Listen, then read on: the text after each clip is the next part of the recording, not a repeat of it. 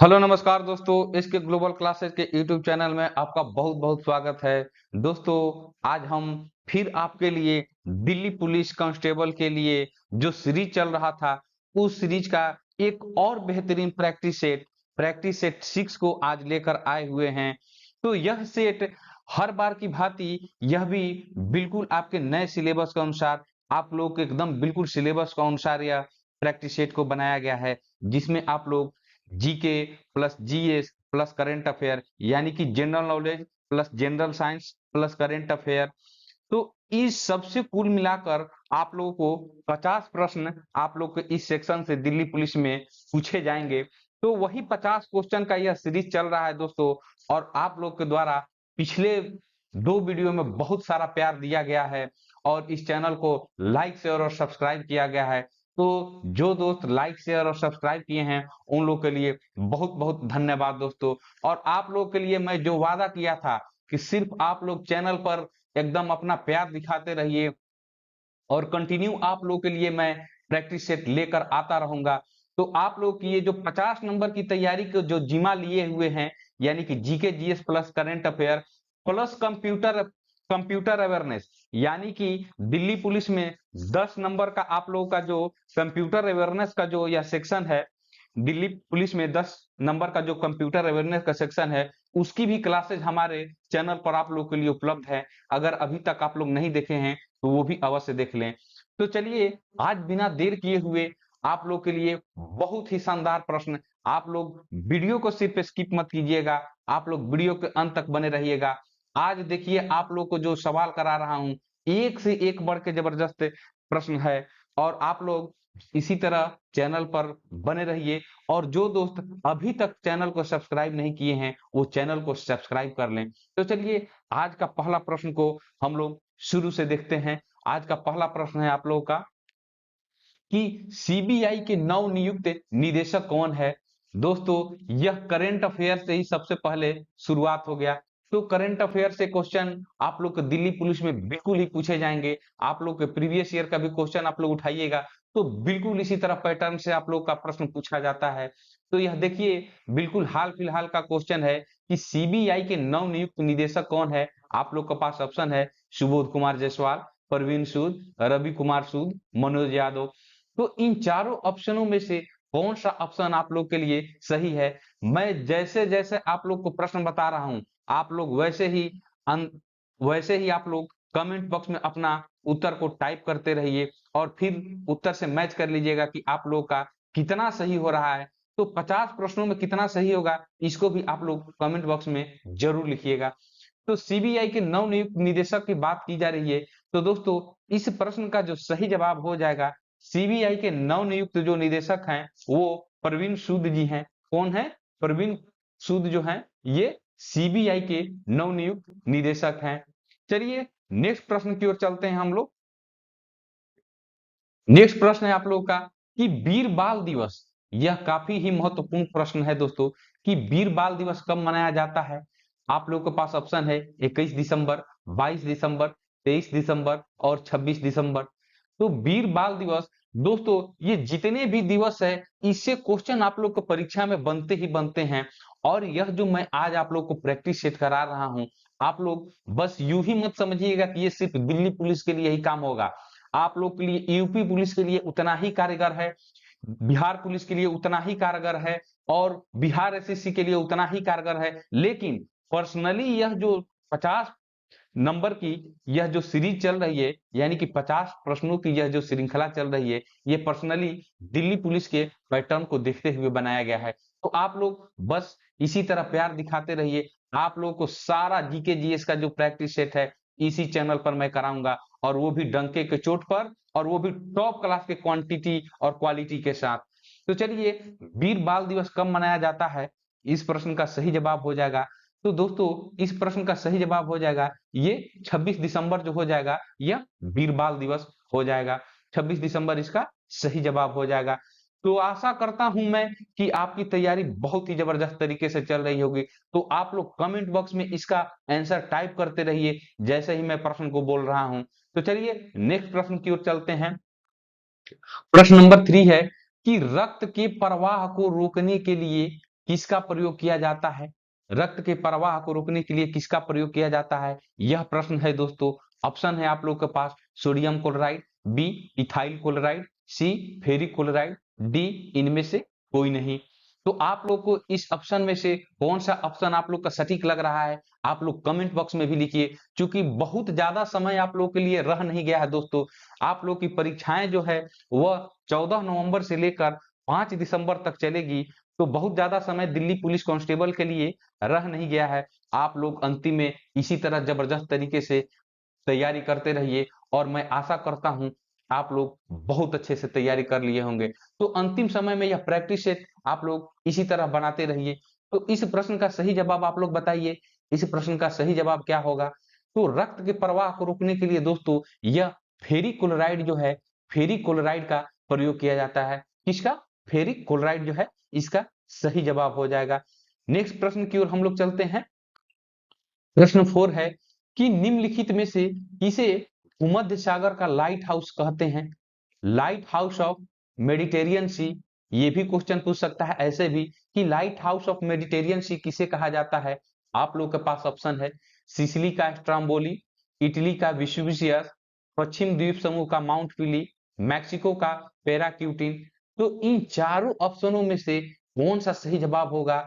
आप लोग को कमेंट बॉक्स में आप लोग दबा कर लिखते रहिए आंसर को। आप लोग कमेंट बॉक्स में लिखते रहिए और अंतिम में यह जरूर बताइएगा कि 50 प्रश्नों में से आपका कितना सही हुआ, ताकि मुझे भी पता लगे कि आप लोग की तैयारी कितना अच्छे तरीके से चल रही है। और दोस्तों यह जो प्रैक्टिस सेट चल रहा है आप लोग के लिए, जो प्रॉमिस मैं किया हूं एकदम बिल्कुल परीक्षा के आप लोग के, जब तक आप लोग की परीक्षा चलते रहेगी तब तक ये प्रैक्टिस सेट आप लोग को मिलता रहेगा। बस आप लोग इसी तरह चैनल पर लाइक शेयर और सब्सक्राइब दबा कर करते रहिए और देखिए मैं आप लोग के लिए एक से एक बढ़ के आप लोग के लिए यह कंटेंट उपलब्ध कराता रहूंगा। और यही मेरे लिए मोटिवेशन है, बस इतना ही आप लोगों से मेरा डिमांड है और कुछ नहीं। यहाँ क्लासेज एकदम बिल्कुल फ्री ऑफ कॉस्ट चल रही है और टॉप लेवल के कंटेंट के साथ चल रही है। तो आइए प्रश्न पर हम लोग आते हैं। प्रश्न 4 है कि निम्नलिखित में से किसे भूमध्य सागर का लाइट हाउस कहते हैं? यह प्रश्न है। तो इस प्रश्न का सही जवाब हो जाएगा दोस्तों, यह हो जाएगा सिसिली का स्ट्राम्बोली जो है, इसी को भूमध्य सागर का लाइट हाउस कहते हैं। चलिए नेक्स्ट क्वेश्चन की ओर चलते हैं। प्रश्न 5 है आप लोग को कि मुगल चित्रकारी किनके शासन काल में पराकाष्ठा प्रति, मुगल चित्रकारी किनके शासन काल में पराकाष्ठा प्रति, यह प्रश्न है।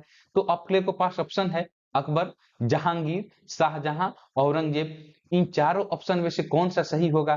तो दोस्तों इस प्रश्न का सही जवाब हो जाएगा यह जहांगीर हो जाएगा। कौन सा हो जाएगा? जहांगीर हो जाएगा। चलिए नेक्स्ट प्रश्न की ओर चलते हैं। प्रश्न 6 है आप लोग के पास कि चौथ क्या था? चौथ जो क्या था यह प्रश्न है। ऑप्शन ए है औरंगजेब द्वारा लगाया गया एक धार्मिक कर, शिवाजी द्वारा लगाया गया एक मार्ग कर, अकबर द्वारा वसूल किए जाने वाला सिंचाई कर, पड़ोसी राज्यों पर शिवाजी द्वारा लगाया गया भूमि कर। तो इन चारों ऑप्शनों में से कौन सा इसका सही जवाब हो जाएगा? तो दोस्त इस प्रश्न का जो सही जवाब हो जाएगा यह ऑप्शन डी हो जाएगा। तो देखिए कितना जबरदस्त प्रश्नों की कलेक्शन को लेकर आया हूं। आप लोग वीडियो के अंत तक बने रहिएगा। अगर वीडियो के अंत तक आप लोग को एक से एक बढ़कर क्वेश्चन अच्छा नहीं लगा तो आप लोग कमेंट बॉक्स में जरूर लिखिएगा कि सर अच्छा मुझे नहीं लगा आज का क्लास। और आप लोगों के लिए यही मेरा दावा है कि एकदम जबरदस्त तरीके से आप लोग बने रहिए, क्योंकि जबरदस्त प्रश्नों का कलेक्शन आज जो आपके लिए फिर उसी तरह शानदार तरीके से लेकर आया हूं। चलिए नेक्स्ट प्रश्न की ओर चलते हैं। प्रश्न 7 है कि कुडनकुलम परियोजना किस राज्य में स्थित है? कुडनकुलम परियोजना की बात की जा रही है यहाँ पर दोस्तों। ऑप्शन है आप लोगों के पास तमिलनाडु, केरल, कर्नाटक और तेलंगाना। तो इन चारों ऑप्शनों में से कौन सा इसका सही जवाब हो जाएगा? तो दोस्तों इस प्रश्न का जो सही जवाब हो जाएगा, कुडनकुलम जो परियोजना है यह तमिलनाडु में यह स्थित एक परियोजना है जो तमिलनाडु राज्य में स्थित है। चलिए नेक्स्ट प्रश्न की ओर चलते हैं। प्रश्न 8 है कि ज्वार भाटा की उत्पत्ति में निम्नलिखित में से किसका प्रभाव अधिक होता है? ज्वार भाटा की उत्पत्ति में निम्नलिखित में से किसका प्रभाव अधिक होता है? ऑप्शन है आप लोग के पास सूर्य, पृथ्वी, चंद्रमा। ऑप्शन डी इनमें से किसी का नहीं। तो इन चारों प्रश्नों में से कौन सा जवाब आप लोग का सही होगा? आप लोग कमेंट बॉक्स में लिखते रहिए। मैं बिल्कुल कमेंट बॉक्स में आप लोग के लिए देखता हूं कि कौन कौन दोस्त कमेंट बॉक्स कर रहे हैं, कमेंट बॉक्स में कमेंट। तो आप लोग कमेंट बॉक्स में जरूर कमेंट कीजिए और क्लास का कैसा लग रहा है आप लोग इसको भी कमेंट कीजिए, और प्रश्नों का आप लोग का लेवल कैसा लग रहा है इसको भी जबरदस्त तरीके से कमेंट करते रहिए। तो इस प्रश्न के जवाब पर हम लोग आते हैं। इस प्रश्न का जो जवाब हो जाएगा आप लोगों को, यह ऑप्शन सी जो है, यह चंद्रमा जो है, यह ज्वार भट्टा की उत्पत्ति में सबसे ज्यादा प्रभाव चंद्रमा का ही होता है। चलिए नेक्स्ट प्रश्न की ओर चलते हैं। प्रश्न 9 है कि ओमान और ईरान को कौन सी जल संधि अलग करता है? ओमान और ईरान को कौन सी जल संधि अलग करता है? ऑप्शन है डेविस, हॉर्मुज, दक्कन, डी इनमें से कोई नहीं। तो इस प्रश्न का सही जवाब हो जाएगा यह हॉर्मुज हो जाएगा। हॉर्मुज जो है इस प्रश्न का सही जवाब हो जाएगा। चलिए नेक्स्ट प्रश्न की ओर चलते हैं। प्रश्न 10 है कि नाथुला दर्रा भारत के किस राज्य में स्थित है? यहाँ पर नाथुला दर्रा की बात की जा रही है। आप लोगों को जो प्रीवियस ईयर का प्रश्न है, आप लोग को दोस्तों मैं यूं ही मजाक नहीं कर रहा हूं, और आप लोग के लिए यूं ही ऐसे ही क्वेश्चन नहीं लेकर आता हूं। एक एक क्वेश्चन को छांट छांट कर लाता हूं आप लोग के लिए, और प्रीवियस ईयर में जिस तरह के प्रश्न आप लोग को परीक्षा में पूछे गए हैं वो उसी टाइप से एकदम बिल्कुल सिलेबस के अनुसार और बिल्कुल उसी पैटर्न पर आप लोग को प्रश्न को यहाँ पर आप लोग के लिए मैं लेकर आता हूं। तो काफी मेहनत होता है, इसलिए बीच में एक दिन का गैप हो जाता है। तो आप लोग यूं मत समझिएगा कि रोज प्रश्न प्रैक्टिस सर क्यों नहीं करा रहे हैं। तो एक दिन का गैप हो रहा है, आप लोग तो इतना मुझे समय दे ही सकते हैं, क्योंकि प्रश्नों का जो जबरदस्त कलेक्शन करना है तो इतना समय आप लोग को थोड़ा सा देना ही होगा। तो चलिए इस प्रश्न की ओर चलते हैं। नाथुला दर्रा जो है, नाथुला दर्रा जो है यह दोस्त बहुत ही शानदार तरीके से यह सिक्किम में है स्थित। और नाथुला दर्रा यानी कि भारत में जितने दर्रे हैं, आप लोग को दर्रों से क्वेश्चन जो है मैं इसका एक सेपरेट वीडियो आप लोग को अपने चैनल पर उपलब्ध करा दिया हूं। आप लोग उसको इस वीडियो के बाद अवश्य देख लीजिएगा। चलिए नेक्स्ट प्रश्न की ओर चलते हैं हम लोग। प्रश्न 11 है, देखिए साइंस का जबरदस्त क्वेश्चन। चौक का रासायनिक नाम क्या है? ये जो चौक होता है दोस्तों उसका रासायनिक नाम यहाँ पर पूछा जा रहा है। ऑप्शन है calcium oxide, B calcium sulphate, C calcium carbonate, D इनमें से कोई नहीं। तो इस प्रश्न का सही जवाब क्या हो जाएगा? तो दोस्तों चौक का जो रासायनिक नाम है वह होता है कैल्शियम कार्बोनेट, जो है इसका सही जवाब हो जाएगा। नेक्स्ट प्रश्न की ओर चलते हैं हम लोग। प्रश्न 12 है कि मापतौल की जो दशमलव प्रणाली किस देश की देन है? मापतौल की जो दशमलव प्रणाली है किस देश की देन है, यह प्रश्न पूछा जा रहा है। तो दोस्त इस प्रश्न का जो सही जवाब हो जाएगा यह हो जाएगा फ्रांस की देन है। मापतौल की दो दशमलव प्रणाली है यह फ्रांस देश की देन है। नेक्स्ट प्रश्न की ओर हम लोग चलेंगे। प्रश्न 13 है आप लोग को कि नारी को नमन योजना काफी फेमस, यह जितने भी राज्य सरकार द्वारा दोस्तों योजनाएं जो चलाई जाती है उसको मैं एक एक करके इसी तरह आप लोग को प्रैक्टिस सेट के माध्यम से कराऊंगा। तो नारी को नमन योजना काफी फेमस योजना है दोस्तों, किस राज्य ने शुरू की है यह प्रश्न पूछा जा रहा है। ऑप्शन है हिमाचल प्रदेश, बी बिहार, सी अरुणाचल प्रदेश, डी हरियाणा।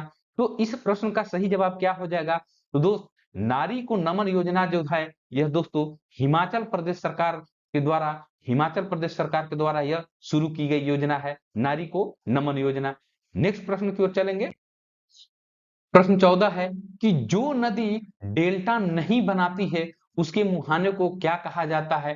तो दोस्तों जो नदियां डेल्टा नहीं बनाती है उनको क्या कहा जाता है, प्रश्न ये पूछा जाता है। उनके मुहाने को क्या कहा जाता है? ऑप्शन है हिमनद, बी एस्चुरी, सी घाटी, डी ब्रोन। तो इन चारों ऑप्शन में से कौन सा आप लोग का सही जवाब हो जाएगा? तो दोस्त इस प्रश्न का जो सही जवाब हो जाएगा यह हो जाएगा जो नदियां डेल्टा नहीं बनाती है वो एस्चुरी बनाती हैं। और पूछ ले प्रश्न कि कौन कौन बनाती है, तो नर्मदा और ताप्ती नदी जो है दोस्तों यह नदी जो है एस्चुरी दोनों बनाती है, और बाकी नदियां गंगा यमुना ये सब जितना हो गई ये सारा डेल्टा बनाती है, ठीक है ना। तो जो नदियां डेल्टा नहीं बनाती है वो एस्चुरी बनाती हैं। चलिए नेक्स्ट प्रश्न की ओर चलते हैं। प्रश्न 15 है, देखिए जबरदस्त करंट अफेयर का प्रश्न यहाँ पर आ गया कि वर्तमान में दिल्ली के उपराज्यपाल कौन है? यहाँ पर दिल्ली के उपराज्यपाल पूछा जा रहा है दोस्तों। यह अक्टूबर अक्टूबर 2023 तक की मैं बात कर रहा हूँ, अक्टूबर 2023 का आज की मैं एकदम जबरदस्त आज तक की बात कर रहा हूँ कि दिल्ली के उपराज्यपाल कौन है। ऑप्शन है आप लोग के पास मनोज सिन्हा, बी कलराज मिश्र, सी रमेश बैस, डी विनय कुमार सक्सेना। तो इन चारों ऑप्शनों में से कौन सा सही जवाब आप लोग हो जाएगा?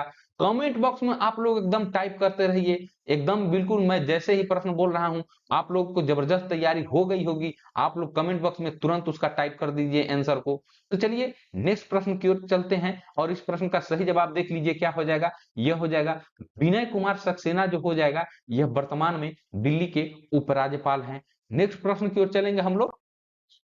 प्रश्न 16 है कि शून्य आधारित बजटिंग सिद्धांत के प्रतिपादक कौन थे।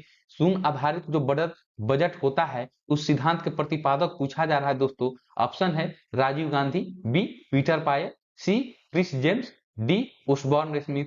तो इन चारों ऑप्शन में से कौन सा इसका सही जवाब हो जाएगा। तो दोस्त इस प्रश्न का जो सही जवाब हो जाएगा यह हो जाएगा पीटर पायर के द्वारा शून्य आधारित बजट का सिद्धांत को प्रतिपादित किया गया था। नेक्स्ट प्रश्न की ओर चलेंगे। प्रश्न 17 है कि गुर्जर प्रतिहार वंश का संस्थापक यहाँ पर पूछा जा रहा है कौन था। ऑप्शन है आप लोग के पास बिंदुसार, समुद्रगुप्त, सी हर्षवर्धन, डी नागभट्ट प्रथम।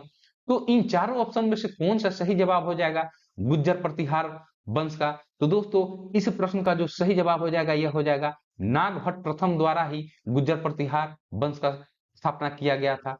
नेक्स्ट प्रश्न की ओर चलेंगे। प्रश्न 18 है कि 2023 नाटो शिखर सम्मेलन का आयोजन कहां हुआ है।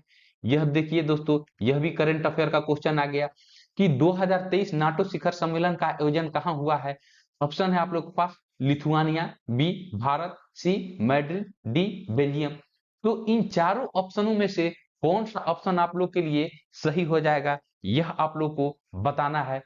चलिए आप लोग इसको कमेंट बॉक्स में बताइए। दोस्तों इस प्रश्न का जो सही जवाब हो जाएगा यह हो जाएगा लिथुआनिया जो हो जाएगा। इस प्रश्न का बहुत ही शानदार तरीके से जवाब हो जाएगा, क्या हो जाएगा लिथुआनिया। तो 2023 में नाटो शिखर सम्मेलन जो है दोस्तों यह लिथुआनिया में हुआ।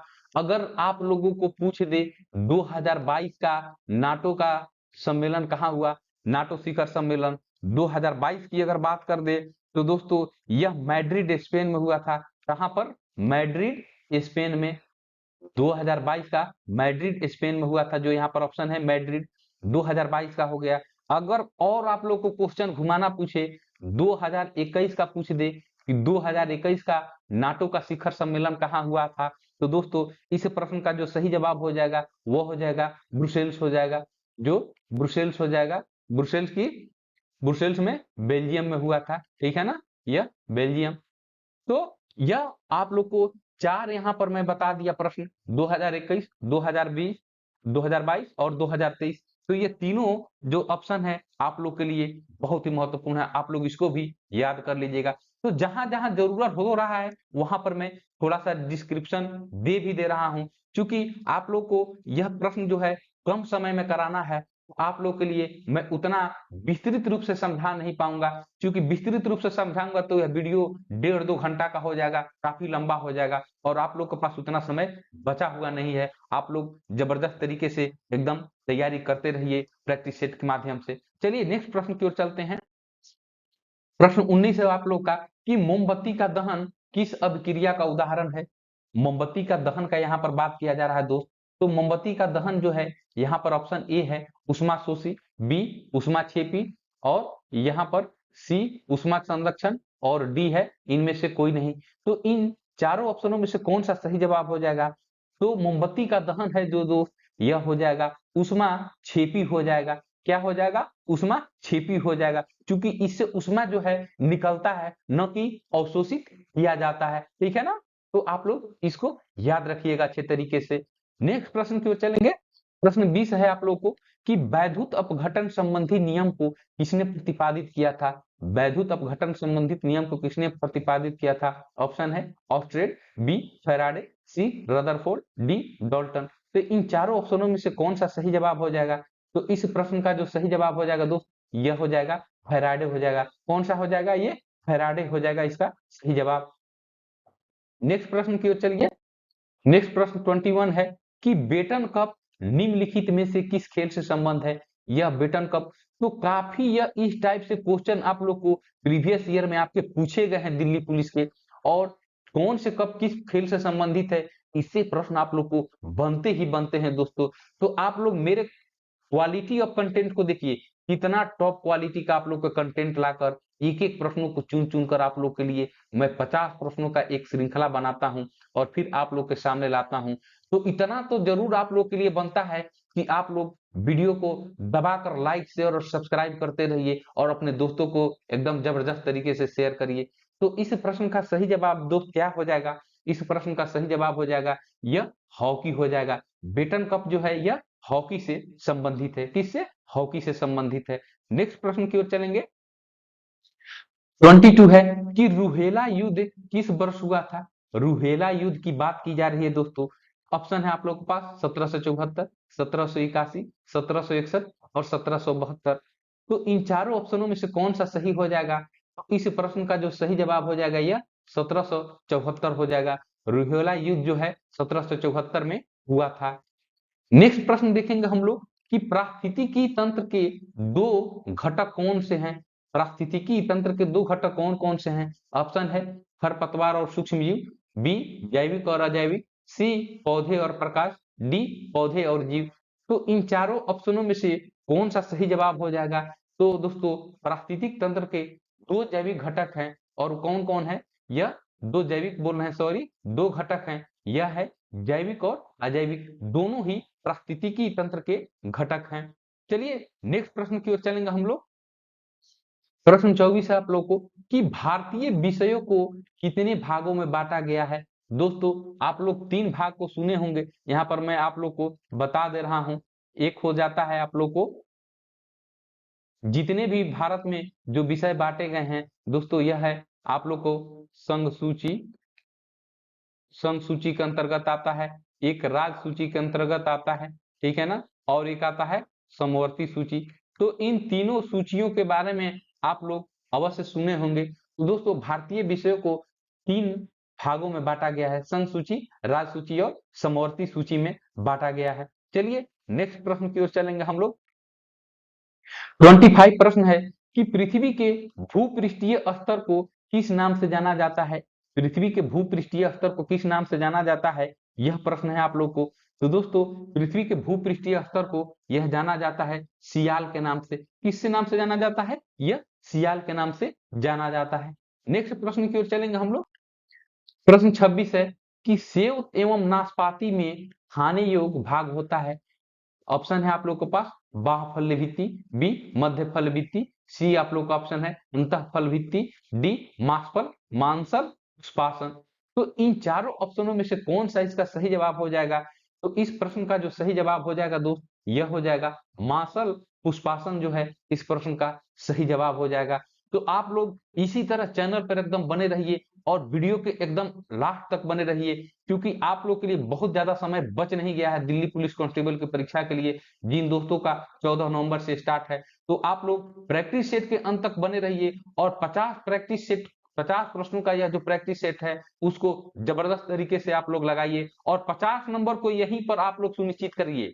50 नंबर की तैयारी आप लोग को मैं बहुत ही जबरदस्त तरीके से करा रहा हूं। आप लोग सिर्फ बने रहिए वीडियो के अंत तक। नेक्स्ट प्रश्न की ओर चलेंगे हम लोग। प्रश्न 27 है कि गीता का अंग्रेजी अनुवाद 1785 में किसके द्वारा किया गया था? तो देखिए प्रश्न में दो प्रश्न यहाँ पर आ जा रहा है। अगर प्रश्न पूछ दे कि गीता का अंग्रेजी में अनुवाद किस वर्ष में किया गया था, तो दोस्तों यह 1785 में हो जाएगा। लेकिन यहाँ पर प्रश्न पूछा जा रहा है कि गीता का अंग्रेजी अनुवाद जो है 1785 में किसके द्वारा किया गया? ऑप्शन है Charles Dickens, option B Charles Wilkinson, option C Charles Wavell, option D इनमें से कोई नहीं। तो इन चारों ऑप्शनों में से कौन सा सही जवाब हो जाएगा? तो इस प्रश्न का जो सही जवाब हो जाएगा दोस्त, यह हो जाएगा चार्ल्स विल्किंसन जो है यह इस प्रश्न का सही जवाब हो जाएगा। नेक्स्ट प्रश्न की ओर चलेंगे हम लोग। 28 है कि स्याही के धब्बों को हटाने के लिए प्रयुक्त होता है। आप लोग के पास ऑप्शन है बेंजोइक अम्ल, एसिटिक अम्ल, ऑक्जेलिक अम्ल, बोरिक अम्ल। तो इन चारों ऑप्शनों में से कौन सा सही जवाब हो जाएगा? तो इस प्रश्न का जो सही जवाब हो जाएगा दोस्त, यह हो जाएगा ऑक्जेलिक अम्ल जो है इस प्रश्न का है सही जवाब हो जाएगा। स्याही के धब्बों को हटाने के लिए ऑक्जेलिक अम्ल का प्रयोग किया जाता है। नेक्स्ट प्रश्न की ओर चलेंगे। प्रश्न 29 है आप लोग को कि किसके मकबरा में पहली बार दो गुंबदों का प्रयोग किया गया? यानी कि जो मकबरा में गुंबज रहते हैं, तो पहली बार 2 गुंबजों का प्रयोग किसके मकबरा में किया गया, यह प्रश्न पूछ रहा है। ऑप्शन है आप लोग के पास बहलूल लोदी, बी सिकंदर लोदी, सी इब्राहिम लोदी, डी इनमें से कोई नहीं। तो इस प्रश्न का सही जवाब हो जाएगा दोस्त, यह हो जाएगा सिकंदर लोदी जो है, इन्होंने ही पहली बार 2 गुंबजों का प्रयोग किया था। इसी के मकबरा में सबसे पहले ये 2 गुंबज का प्रयोग किया गया था सिकंदर लोदी के। नेक्स्ट प्रश्न को देखेंगे हम लोग। प्रश्न 30 है। देखिए ये साइंस का क्वेश्चन है दोस्तों, ये साइंस का, तो आप लोग के लिए बिल्कुल एकदम मिक्स करके मैं क्वेश्चन लाया हूँ। साइंस से भी है क्वेश्चन, आप लोग हिस्ट्री से भी है, ज्योग्राफी से भी है, इकोनॉमी से भी है, इंडियन पॉलिटी से भी है। तो सारा जो है आप लोग का खेल खिलाड़ी से है, आप लोग को सारा जो करंट अफेयर सहित आप लोग का यह जो सेक्शन है काफी आप लोग के लिए महत्वपूर्ण है। तो वीडियो के अंत तक बने रहिए दोस्तों। तो मायोपिया से क्या तात्पर्य है, यह प्रश्न पूछा जा रहा है। तो दोस्तों मायोपिया का ऑप्शन है दूरदृष्टि दोष, निकट दृष्टि दोष, वर्णांधता, डी रतौंधी। तो इन चारों ऑप्शनों में से कौन सा सही जवाब हो जाएगा, तो इस प्रश्न का जो सही जवाब हो जाएगा बी हो जाएगा, निकट दृष्टि दोष है। यह जो मायोपिया का तात्पर्य निकट दृष्टि दोष से है। नेक्स्ट प्रश्न की ओर चलेंगे हम लोग। प्रश्न 31 है कि 13 ताली किस राज्य का लोक नृत्य है। 13 ताली जो है किस लोक राज्य का लोक नृत्य है। ऑप्शन है गुजरात, बी हरियाणा, सी राजस्थान, डी महाराष्ट्र। तो इस प्रश्न का सही जवाब क्या हो जाएगा दोस्त, तो 13 ताली जो है यह राजस्थान का एक बहुत ही महत्वपूर्ण लोक नृत्य है। तो आप लोग इसको जबरदस्त तरीके से याद रखिए। चलिए नेक्स्ट प्रश्न की ओर चलेंगे हम लोग। प्रश्न है 32 कि किसी पदार्थ के एकांक द्रव्यमान का ताप 1 डिग्री सेल्सियस बढ़ाने में लगी ऊष्मा क्या कहलाती है, यह प्रश्न पूछ रहा है। ऑप्शन है आप लोगों के पास विशिष्ट ऊष्मा, बी ऊष्माधारिता, सी जल तुल्यांक, डी गुप्त ऊष्मा। तो इन चारों ऑप्शनों में से कौन सा ऑप्शन आप लोग के लिए सही है इस प्रश्न के लिए, तो इस प्रश्न के लिए जो सही ऑप्शन है जाएगा दोस्त, यह हो जाएगा, इसी को हम लोग विशिष्ट उष्मा कहते हैं। 1 डिग्री सेल्सियस तापमान में बड़ी 1 डिग्री सेल्सियस तापमान बढ़ाने में लगी उष्मा जो है दोस्तों, यह विशिष्ट उष्मा ही कहलाती है। नेक्स्ट प्रश्न की ओर चलेंगे हम लोग। नेक्स्ट प्रश्न है 33 कि देश में आपातकाल अब तक कितनी बार लागू हुआ है। ये अपने भारत देश की यहाँ पर बात हो रही है कि अपने भारत देश में आपातकाल अब तक कितना बार लागू हो गया है।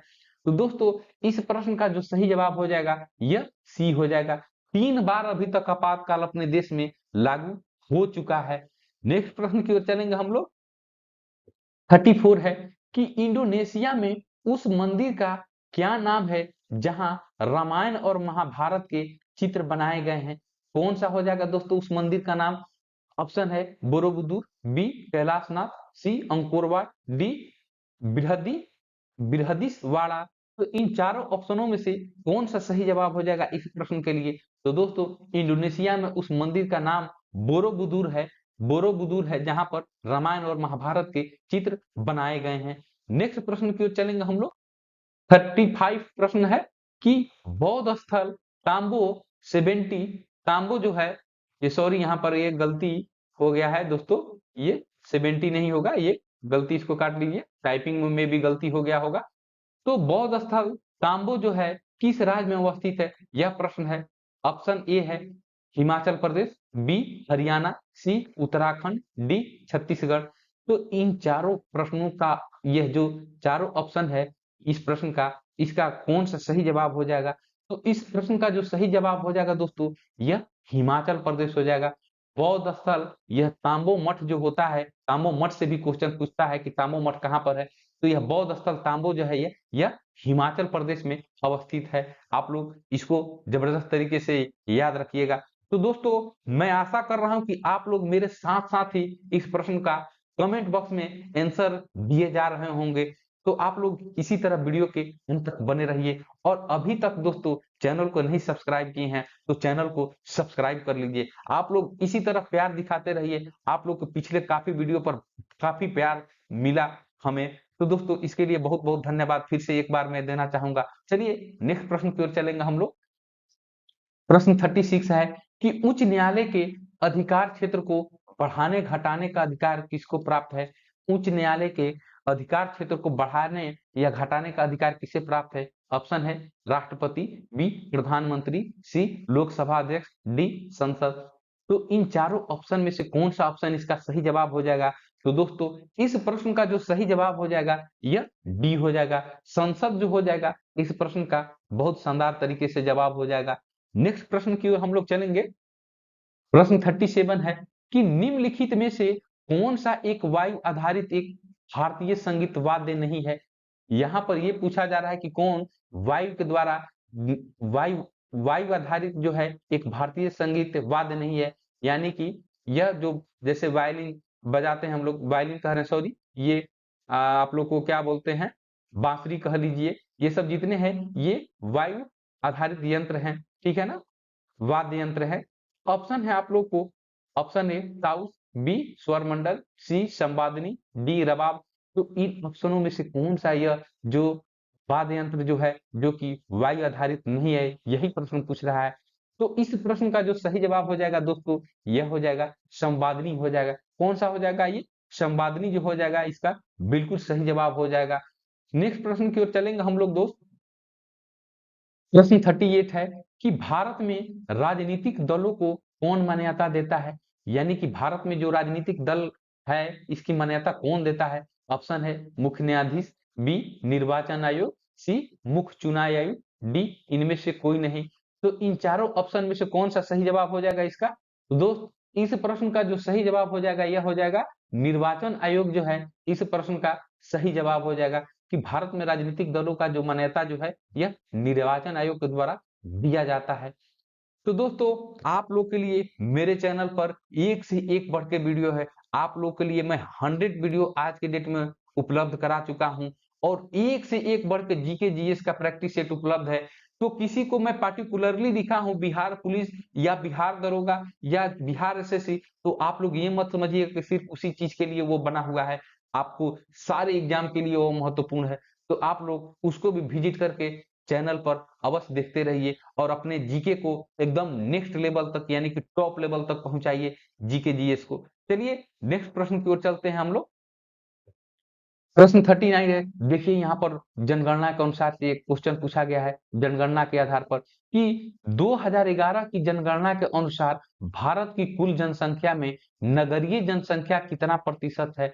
दोस्तों यह प्रश्न कई बार प्रतियोगी परीक्षाओं में पूछा गया है, चाहे वो बीपीएससी हो, एसएससी हो, बिहार पुलिस हो, ईपी पुलिस हो, दिल्ली पुलिस हो, ये सारा जगह ये क्वेश्चन 2011 की जनगणना से आप लोग को पूछा ही जाता है और पूछा गया है।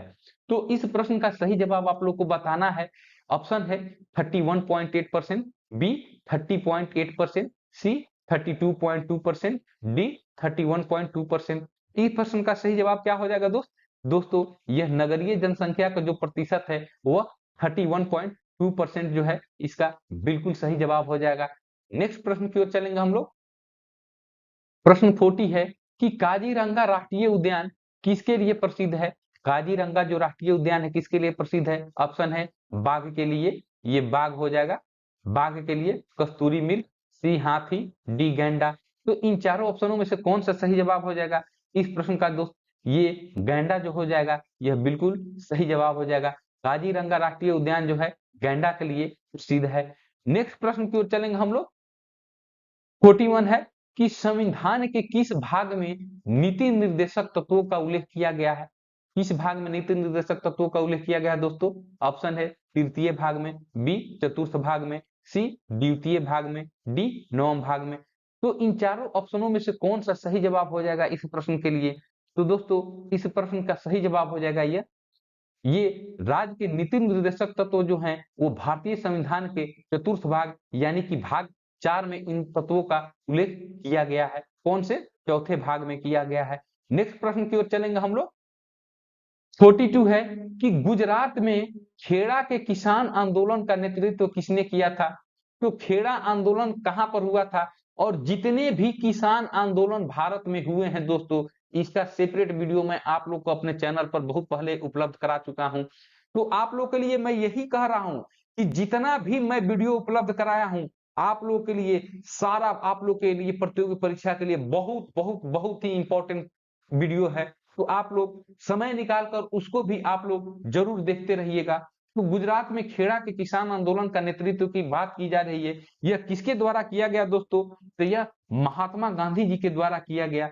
खेड़ा आंदोलन जो है यह महात्मा गांधी जी के द्वारा गुजरात में नेतृत्व किया गया था।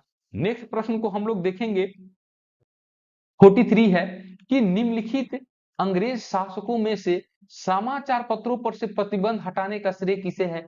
वो कौन सा अंग्रेज शासक था जिसने समाचार पत्रों पर जो अंग्रेजों द्वारा प्रतिबंध लगाया गया था उसको उन्होंने हटा दिया? तो इसका श्रेय किसे जाता है? ऑप्शन है Lord William Bentinck, B Charles Metcalfe, C Lord Macaulay, D Lord Hardinge. तो इन चारों ऑप्शनों में से दोस्तों यह चार्ल्स मेटकॉफ जो है इनको ही यह समाचार पत्रों पर प्रतिबंध हटाने का श्रेय जो है यह चार्ल्स मेटकॉफ को ही जाता है। नेक्स्ट प्रश्न की ओर हम लोग चलेंगे। प्रश्न 44 है कि कैबिनेट मिशन के अध्यक्ष कौन थे? यहाँ पर कैबिनेट मिशन के अध्यक्ष कौन थे? तो इस प्रश्न का सही जवाब हो जाएगा, आप लोग के पास ऑप्शन है A B Alexander, B Patrick Lawrence, C Sir Cripps Stanford, D Lord Ripon. तो इन चारों ऑप्शनों में से कौन सा ऑप्शन इस प्रश्न के लिए सही जवाब हो जाएगा? तो दोस्तों कैबिनेट मिशन का जो अध्यक्ष थे ये पैट्रिक लॉरेंस थे। लेकिन अगर आप लोग को प्रश्न ये पूछ दे कि कैबिनेट मिशन में कौन कौन सदस्य थे, तो दोस्तों यह ए बी अलेक्जेंडर भी थे, पैट्रिक लॉरेंस तो अध्यक्ष थे, सर क्रिप्स स्टेडफोर्ड भी थे। तो ये तीनों जो थे ये कैबिनेट मिशन के सदस्य थे और अध्यक्ष जो है इनमें से सर पैट्रिक लॉरेंस को बनाया गया था। तो आप लोग इसको भी याद रख लीजिएगा। नेक्स्ट प्रश्न की ओर हम लोग चलेंगे। प्रश्न 45 है कि 1927 की बटलर कमेटी का उद्देश्य था। ऑप्शन है भारतीय सेना का आधुनिकीकरण, बी भारतीय कृषि का आधुनिकीकरण, सी भारतीय समाचार पत्रों पर सेंसर लागू करना, डी भारतीय सरकार तथा देशी राज्यों के बीच संबंधों को सुधारना। तो बटलर कमेटी जो है दोस्तों यह काफी फेमस यह क्वेश्चन है। बटलर कमेटी से क्वेश्चन आप लोग को बनते ही बनते हैं। तो 1927 में ये आया था बटलर कमेटी, तो इसको भी याद रखिएगा, क्योंकि अगर ये पूछ ले कि बटलर समिति कब आया तो 1927 में आया। और इसका जो उद्देश्य था दोस्तों यह भारतीय सरकार तथा देशी राज्यों के बीच संबंधों को सुधारना जो है यह यही उद्देश्य था बटलर कमेटी का। चलिए नेक्स्ट प्रश्न की ओर हम लोग चलेंगे। प्रश्न है 46 कि भारतीय विश्वविद्यालय अधिनियम 1904 किस वायसराय के काल में पारित किया गया? भारतीय विश्वविद्यालय अधिनियम 1904 किस वायसराय काल में पारित किया गया? ऑप्शन है Lord Lytton, B Lord Curzon, C Lord Ripon, D Lord Hardinge. तो लिटन, कर्जन, रिपन और हार्डिंग इनमें से कौन सा इसका सही जवाब हो जाएगा? तो इस प्रश्न का जो सही जवाब हो जाएगा दोस्तों यह लॉर्ड कर्जन द्वारा ही भारतीय विश्वविद्यालय अधिनियम 1904 को पारित किया गया। किसके द्वारा? लॉर्ड कर्जन के द्वारा। चलिए नेक्स्ट प्रश्न की ओर हम लोग चलेंगे। प्रश्न 47 है कि बंगाल की निम्नलिखित फैक्ट्रियों में से एक जो पुर्तगालियों द्वारा स्थापित की गई थी वह था कौन सा था भाई दोस्त? यह बंगाल में कौन सा पुर्तगालियों द्वारा स्थापित किया गया फैक्ट्री था? ऑप्शन है बांदेल, बी चिंसूरा, सी हुगली, डी श्रीरामपुर। तो इन चारों ऑप्शनों में से कौन सा इस प्रश्न के लिए सही जवाब हो जाएगा? तो इस प्रश्न का जो सही जवाब हो जाएगा दोस्तों यह हो जाएगा हुगली में जो फैक्ट्री बनाया गया था वो पुर्तगालियों द्वारा स्थापित किया गया था पश्चिम बंगाल में, वहां पर हुगली में। नेक्स्ट प्रश्न की ओर चलेंगे हम लोग। नेक्स्ट प्रश्न 48 है कि सुप्रसिद्ध संगीतज्ञ जो तानसेन और बैजू बावरा थे किसके शासन काल में सुविख्यात थे? ये तानसेन और बैजू बावरा जो है किसके शासन काल में सुविख्यात थे दोस्तों? ऑप्शन है जहांगीर, बी बहादुर शाह जाफर, सी अकबर, डी शाहजहां। तो इन चारों ऑप्शनों में से कौन सा इस प्रश्न के लिए सही जवाब हो जाएगा? तो दोस्तों इस प्रश्न के लिए जो सही जवाब हो जाएगा वह हो जाएगा अकबर हो जाएगा। ये अकबर के द्वारा ही दोनों संगीतज्ञों को अपने राज दरबार में सुशोभित करने के लिए रखा गया था, तानसेन और बैजू बावरा को। तो ये दोनों अकबर के शासनकाल में सुविख्यात थे। नेक्स्ट प्रश्न की ओर चलेंगे हम लोग। प्रश्न 49 है कि पीतल के बर्तनों पर किसकी पॉलिश की जाती है? ऑप्शन है आप लोग को तांबा, बी कांसा, सी क्रोमियम, डी निकेल। तो पीतल के बर्तनों पर जो पॉलिश की जाती है या अगर कलई की जाती है, ऐसे भी क्वेश्चन पूछ दे तो आप लोग को कंफ्यूज नहीं होना है, दोनों एक ही बात हुई, पॉलिश की जाती है या कलई की जाती है। तो इस प्रश्न का जो सही जवाब हो जाएगा दोस्तों, यह निकेल हो जाएगा। निकेल जो हो जाए इस प्रश्न का सही जवाब हो जाएगा।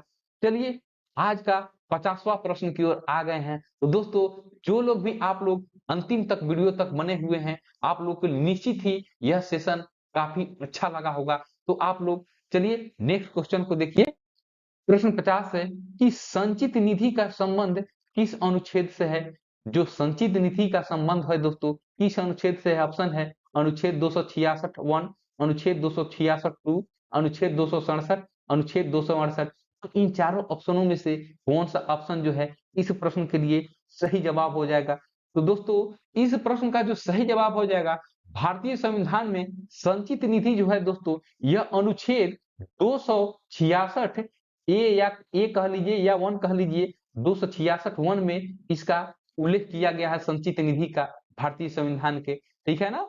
तो आज का 50 प्रश्न आप लोग को बहुत ही शानदार तरीके से मैंने करा दिया है और आशा करता हूं कि आप लोग को बहुत ही अच्छा यह प्रैक्टिस सेट लगा होगा।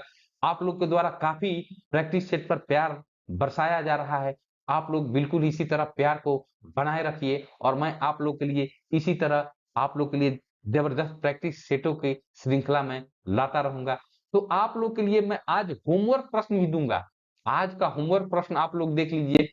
आज का आप लोग के लिए होमवर्क प्रश्न जो हो जाएगा, यह जितने भी दोस्त अंतिम तक देखे हैं, आप लोग इस प्रश्न का कमेंट बॉक्स में जरूर जवाब दीजिएगा कि पाल वंश का संस्थापक कौन था? ये पाल वंश का संस्थापक कौन था? ऑप्शन है आप लोग के पास गोपाल, धर्मपाल, देवपाल और रामपाल। तो इन चारों ऑप्शनों में से इस प्रश्न के लिए कौन सा सही जवाब हो जाएगा, आप लोग के लिए यह होमवर्क प्रश्न रहा। आप लोग कमेंट बॉक्स में इसको जरूर जवाब दीजिएगा। चूंकि आप लोग की तैयारी अच्छे तरीके से हो गई है, ये मैं मानकर चल रहा हूं, तो इतना प्रश्न का जवाब तो देना आप लोग के लिए बिल्कुल ही बनता है। तो दोस्तों आज के लिए बस इतना ही। आप लोगों को जो यह चैनल के द्वारा जो कंटेंट प्रोवाइड किया जा रहा है, कैसा लग रहा है, आप लोग एक बार अवश्य कमेंट बॉक्स में लिखिएगा। तो चलिए इसके साथ ही आज का यह क्लास समाप्त होता है। नेक्स्ट क्लास को इसी तरह एक और बेहतरीन क्लास को आप लोग के लिए मैं लेकर हाजिर हूंगा। तब तक के लिए आप लोग से आज्ञा लेना चाहूंगा। आज के लिए जय हिंद दोस्तों।